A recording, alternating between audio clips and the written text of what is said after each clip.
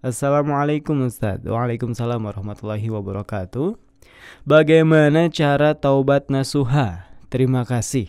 Wah, ini pertanyaan yang simple gitu ya. Tapi insya Allah sangat penting untuk kita semua. Terkait jawabannya, silakan Ustadz, bagaimana cara taubat nasuha?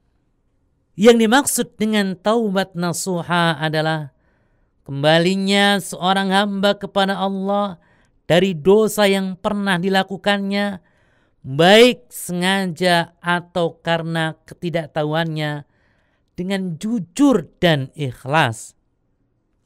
Tentang taubat nasuha, Allah Subhanahu wa taala berfirman, "Ya ayyuhalladzina amanu tubu ilallahi taubatan nasuha."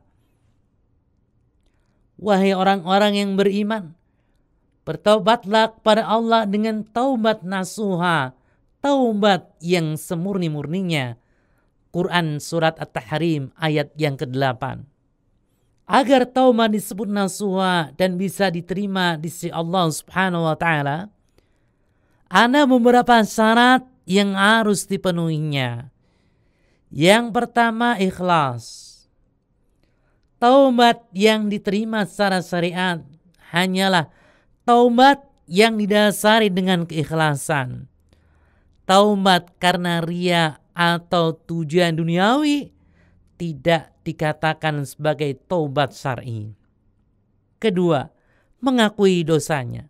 Taubat tidak sah kecuali setelah mengetahui perbuatan dosa tersebut dan mengakui kesalahannya di hadapan Allah Subhanahu wa taala serta berharap selamat dari akibat buruk perbuatan tersebut. Ketiga, penuh penyesalan. Taubat hanya bisa diterima dengan disertai penyesalannya yang mendalam. Keempat, meninggalkan kemaksiatan dan mengembalikan hak-hak kepada pemiliknya. Orang yang bertaubat wajib meninggalkan kemaksiatannya dan mengembalikan setiap hak kepada pemiliknya jika berupa harta atau yang sejenisnya. Kalau berupa tuduhan fitnah atau yang sejenisnya, maka dengan cara meminta maaf. Apabila berupa ghibah, yakni mengunjing, maka dengan cara memohon dihalalkan atau dimaafkan selama permohonan tersebut tidak menimbulkan pengaruh buruk yang lain. Bila ternyata berimplikasi buruk, maka cukuplah dengan mendoakannya untuk meraih kebaikan.